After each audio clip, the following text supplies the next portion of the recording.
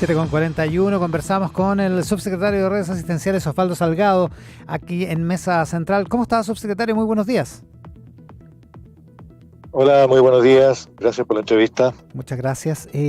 Lo primero, en el asunto de las listas de espera, lo que parece ¿Aló? haber... ¿Sí, me escucha, Escucho subsecretario? poco. A ver, vamos a solucionar el tema Escucho. del retorno. Estamos conversando, intentando conversar más bien con el subsecretario de Redes Asistenciales, Osvaldo Salgado, con quien vamos a abordar el tema de las listas de espera. También el asunto de la alerta sanitaria por la viruela del mono. Vamos a preguntarle algunas cosas también en relación con ese asunto, qué implica, qué otras medidas se pueden tomar o se deben tomar en atención a esta enfermedad de la que la Organización Mundial de la Salud ha llamado la atención ya desde la semana pasada. Ayer se decretó esta alerta sanitaria por Mpox, que así se llama técnicamente esta enfermedad. Vamos a conversar, estamos esperando al subsecretario de Redes Asistenciales, Osvaldo Salgado, más bien la comunicación con él, a ver si mejoramos el contacto a partir de este momento. Subsecretario, ¿me escucha? Sí, ahora sí. Excelente, excelente. Oiga, a ver, partamos por el asunto de las listas de espera que ha provocado tanta controversia. Está también esta generación de informes de la Contraloría a partir de lo que ocurrió en el Soto del Río, la investigación que hace la Contraloría. Da la impresión de que este es un problema más bien general, subsecretario, más bien general de gestión, de manejo burocrático o de manejo administrativo, y parece difícil solucionarlo. ¿Cómo lo ve usted realmente en términos sistémicos, digamos? Bueno, en términos sistémicos, lo que pasa es que nosotros tenemos un registro nacional, un sistema de registro nacional de listas de espera que data del 2017 y que tiene problemas. Y ese es el sistema que está instalado en todos los hospitales, en todos los servicios de salud. Y lo que han demostrado estos hallazgos de Contraloría, que por lo demás vienen siendo realizados desde 2021, antes, tiene dificultades de ingreso porque los ingresos son manuales, se digitan, ¿no? Y de capacidad el sistema se interrumpe cuando hay muchos ingresos masivos. Estamos hablando de más de 50 millones de transacciones mensuales, varios millones diarios. Entonces, claro, lo que aparece en distintas auditorías, no solo esta, sino que en otras anteriores y otras que nosotros también hemos hecho, son hallazgos que son relativamente similares y por lo tanto son sistémicos. Y lo que estamos haciendo frente a eso es mejorar y actualizar el sistema de información, que esa actualización parte ahora en septiembre, que le venimos trabajando ya desde el año pasado, y con otro sistema que llamamos interoperabilidad, que significa que es posible hacer conversar automáticamente los distintos sistemas que existen en el sector salud, evitando el ingreso manual de datos. El principal problema que tenemos es el sistémico, estructural, que tiene que ver con el sistema de registro. Obviamente, también estamos investigando y estamos apoyando a los servicios, a los hospitales para mejorar los procesos. En eso estamos ya desde el inicio de esta administración, pero efectivamente acá hay un problema que es generalizado, pero que estamos resolviendo y esperamos tener un sistema mucho más robusto a partir de septiembre, y una vez que todo este proyecto de interoperabilidad esté en marcha en todos los 29 servicios de salud. ¿A qué le llama interoperabilidad? ¿Qué implica eso?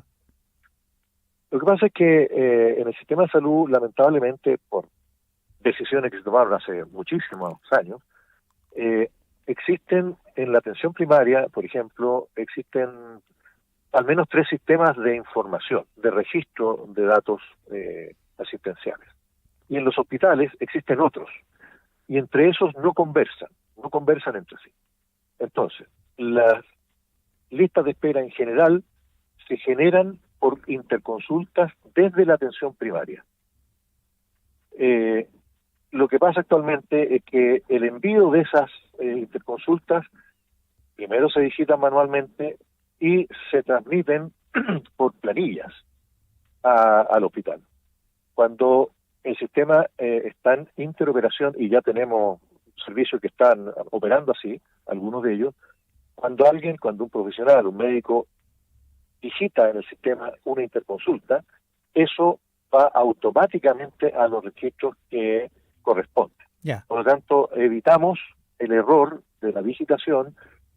Nos permite además hacer cruces de datos, por ejemplo, con la base del registro civil, a propósito de los fallecidos que aparecen acá. Para nosotros es una situación que hay que estar periódicamente limpiando nuestra base de datos de las personas que fallecen, y por lo tanto hay un lapso de tiempo entre que eso ocurre y que aparece todavía en registro personas que están fallecidas. Claro, porque Eso esa limpieza se hace manual. evitarse, va a disminuirse sustancialmente, porque el cruce de datos va a ser automático. Ya, queda automático y por lo tanto hay queda asociado a un root todas las atenciones, todas las peticiones de atención y eventualmente el fallecimiento. Y lo mismo el egreso. Cuando uno, hoy día, por ejemplo, si el paciente se le hace la consulta o se le hace la cirugía, alguien tiene que egresarlo manualmente, y por lo tanto es un proceso que hay que hacer cada cierto tiempo, a veces hay retraso, y entonces tenemos en esa lista de espera muchas personas que ya se les resolvió el problema, pero sí siguen estando en la lista de espera. Automáticamente, cuando eso esté ocurriendo, esa prestación va a ser egresada, si le llamamos, del registro nacional, y por lo tanto va a ser un sistema mucho más robusto, mucho más estable, y yo creo que eso es la solución del problema. Y como digo, esto no es, esta solución no lo estamos planteando a raíz de estas últimas auditorías, porque un proyecto de esta característica no se desarrolla en un mes. No, evidente. Lo venimos desarrollando desde el 2022, está instalado ya en 3 servicios de salud durante el 2023, este año estamos avanzando progresivamente para lograr que todos los servicios, los 29 servicios del país, estén operando de esa manera. Ahora, ese es el problema, porque cuando a uno le dicen, mire, ¿sabe qué? Que en un hospital determinado hay una lista paralela a la lista oficial, o en otra parte aparecen unas cartas que se supone que tenían que avisar a la gente que está en lista de espera, que aparecen en un basural, o en otra parte aparecen gente que se murió y que después de muerta, con fecha posterior, aparecen con atenciones. Da la impresión de que hay mala fe ahí, de que hay un intento de ocultar algún tipo de dato, digamos. Yo de verdad no creo, porque estamos hablando de números, porque claro, uno podría decir, bueno, ocultemos datos para que la foto aparezca mejor, digamos, ¿no? Y yo aparezca haciendo una gestión mejor, y eso tendrían que ser muchísimos datos, porque estamos hablando de miles de personas, digamos. Pero vamos por parte. Dado como es el sistema que ya describí, efectivamente en prácticamente todos los servicios de salud existen sistemas de registro local, donde este proceso que yo mencioné llega a la atención primaria y lo ingresan a este sistema local, donde ingresan todo. Ingresan órdenes de exámenes, interconsultas profesionales, otras prestaciones. Todo manualmente. Todo manualmente, y de allí lo que corresponde, porque en nuestro registro de lista de espera son de 2 temas. Uno, de consultas nuevas de especialidad. Cuando el médico de la atención primaria dice, mire, yo quiero que usted vaya al cardiólogo, bueno, esa es una consulta nueva de especialidad de cardiología. O cuando alguien le indica una cirugía, entonces son 2 prestaciones que están en la lista de espera. No todos los exámenes, no todas las interconsultas, y en este sistema de registro paralelo están todas. Por eso cuando dicen, encontramos, no sé, varios miles de personas o registros en este sistema, no son todos correspondientes a este registro de lista de espera, primero. Por lo tanto, abruma de repente las cifras que aparecen, pero cuando uno las analiza, no todas corresponden a estar en la lista de espera. El otro problema que se salió a la prensa de las cartas en Talca, bueno, el sistema que nosotros tenemos para llamar a las personas para que vengan a una atención es un proceso que está establecido. Se llama 3 veces a la persona por teléfono en 3 días distintos. Cuando la persona no responde, cosa que ocurre lamentablemente muy frecuentemente, se le envían cartas certificadas. Esas cartas certificadas, obviamente, se contrata un sistema de envío de cartas. Y lo que pasó acá es que esas cartas que debieron llegar a estas personas no llegaron porque el sistema de transporte, algo pasó, ¿no? Y eso se está investigando, y el Servicio de Salud se hizo parte en la investigación, porque es una situación muy extraña. pero obviamente no depende de la gestión local del hospital en particular.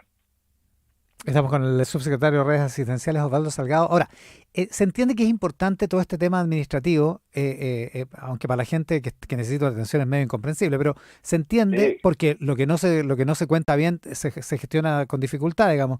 Pero el problema de fondo, de por qué existen las listas de espera y por qué no tienen, por qué no se pueden gestionar para que disminuyan, ¿cuál es exactamente? ¿Es efectivamente un problema de recursos? Porque los recursos en salud han aumentado de manera exponencial en los últimos, probablemente en las últimas 2 décadas.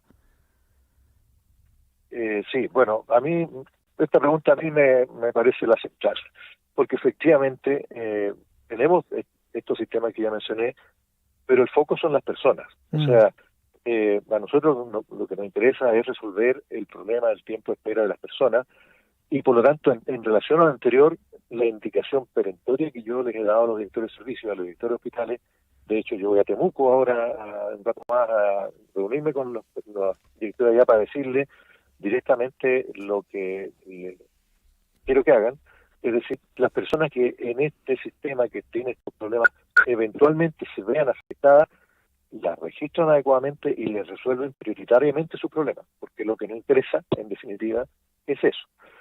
¿Qué ha pasado con la lista de espera en nuestro país y en el mundo? Después de la pandemia, aumentaron las consultas en el nivel primario de atención de manera exponencial. 3 millones de consultas más el 2023 que el 2019. Como ya mencionamos, las interconsultas que se originan en la atención primaria forman parte mayoritariamente de la lista de espera. Por lo tanto, es lógico entender que si aumentan las atenciones en el nivel primario de atención, van a aumentar las interconsultas y por lo tanto el número de casos que requieren ser atendidos ha aumentado de manera muy, muy importante. Millones de personas. El sistema, después de la pandemia, estuvo abocado solo a la pandemia. Muchos pacientes no se atendieron de todo tipo y por lo tanto la primera tarea que esta administración tuvo que enfrentar fue poner al día todas las prestaciones. Eso se consiguió. Y no solo eso, nosotros estamos haciendo más prestaciones que lo que se hacía antes. Es decir, tenemos por lo tanto un sistema que tiene muchas más personas, pero también muchas más prestaciones. Pero la cantidad de prestaciones no alcanza todavía a superar el número de ingresos de personas. Y por lo tanto, esto es un equilibrio entre lo que se demanda y lo que se oferta. Lamentablemente, y tampoco en ningún sistema del mundo eso ocurre, existe un sistema que pueda asumir toda la demanda, por eso hay lista de espera en todas partes, digamos. Ese es el término general. ¿Qué ha pasado en Chile? Durante la pandemia, en una medida estadística que usamos, se llegó a 661 días de espera, en concreto en cirugías. La espera en esa misma medición, el mes de junio, era 255, similar a lo que era el 2019. Es decir, aquí hay un esfuerzo enorme, con distintas estrategias, para estabilizar el sistema y para disminuir los tiempos de espera, cosa que ha ocurrido. Hemos aumentado el número de cirugías, hemos aumentado el número de egresos, hemos aumentado las atenciones de especialidad, hemos aumentado la hospitalización domiciliaria, hemos aumentado, y a propósito de los costos, hay un artículo reciente que habla de los costos en salud y la producción. Nosotros en el sistema tenemos muchas más camas críticas y camas de intermedio que llaman que antes. ¿Qué significa eso? El costo para un mismo paciente hospitalizado es mucho más alto en términos de los medicamentos, en términos del personal. Una unidad de paciente crítico no funciona solo con técnico paramédico y con enfermera, funciona con más personal que eso. Por lo tanto, a una misma prestación, hoy día, lo tenemos que hacer con un costo mucho mayor y eso súmenle todo lo que significa el aumento de los costos de las contrataciones, etcétera. Los costos en salud efectivamente han aumentado y nosotros a pesar de eso tenemos más producción. Hay una diferencia, me hacía notar el otro día alguien, en torno a las sanciones que porque no se cumplen los plazos de las atenciones GES, que tienen un plazo Sí, determinado, porque tienen una urgencia determinada, sí. porque tienen características de gravedad muy importantes. Estamos conversando con el subsecretario de Redes Asistenciales, Osvaldo Salgado. A ver si alcanzamos, antes de que se nos vaya el tiempo, a retomar esa conversación, perdón, ese contacto, a partir del asunto de las listas de espera con el subsecretario de Redes Asistenciales, Osvaldo Salgado, con quien estábamos comunicados recién aquí en Tele 13 Radio, con alguna dificultad en el inicio y también ahora en la comunicación. Ahí está de nuevo en la comunicación el subsecretario de Redes Asistenciales, Osvaldo Salgado. Subsecretario, ¿me escucha? Se cortó de nuevo. Sí, Bueno, se cortó ya, pero hagamos el empeño lo último.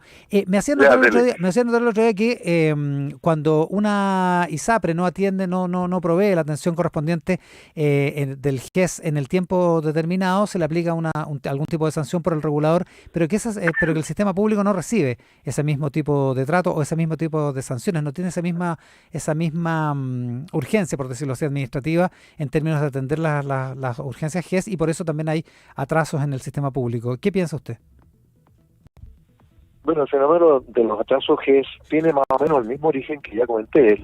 Hemos aumentado el número de ingresos de garantías en una cantidad enorme desde los años anteriores a la fecha. Y por lo tanto, el ejemplo es más o menos el mismo que ya relaté. Aumento de personas que ingresan a garantía y el sistema que tiene una capacidad todavía menor a absorber todo eso. Claro, claro. Pero además, en el término del GES, nosotros aumentamos 2 problemas de salud que antes no habían y 60 nuevas garantías. O sea, aumentamos más las posibilidades de tener los rechazos. ¿Qué pasa con los rechazos?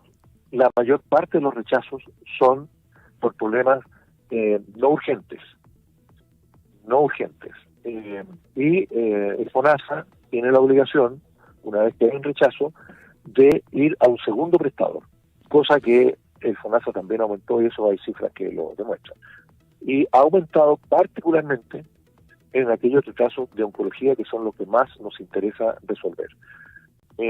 Por lo tanto, también ahí en GES tenemos un problema, reconocemos que hay un problema, no minimizamos con esto, con todas estas aplicaciones, por favor, no se escuche que minimizamos la dificultad, al revés, nos preocupa, pero tenemos soluciones, el sistema está respondiendo cada vez más y esperamos que en términos de garantía y también de tiempo que espera esta situación se vaya corrigiendo. ¿Cuánto es un tiempo, mirando las mejores prácticas internacionales, un tiempo razonable de espera para una operación, por ejemplo, para un paciente en Chile? ¿Cuál debería ser ese tiempo ideal de espera o aceptable de espera? Lo que pasa es que eso es muy variable porque por supuesto depende del nivel de desarrollo del país, porque en otros países ponen límites de meses que para nosotros es muy difícil de cumplir. Pero al mismo tiempo, si nosotros miramos muy cerquita en el vecindario, estamos muy por sobre lo que otros países pueden lograr. Entonces, ahí hay un tema que también pasa por recursos, pasa por desarrollos. Lo que nosotros hemos construido con el GES es precisamente ponerle plazos por ley a un montón de problemas de salud. Y lo que nos queda, y lo que llamamos lista de espera, es lo que nos queda fuera del GES. Aquí no estamos hablando de todos los problemas de salud de una población.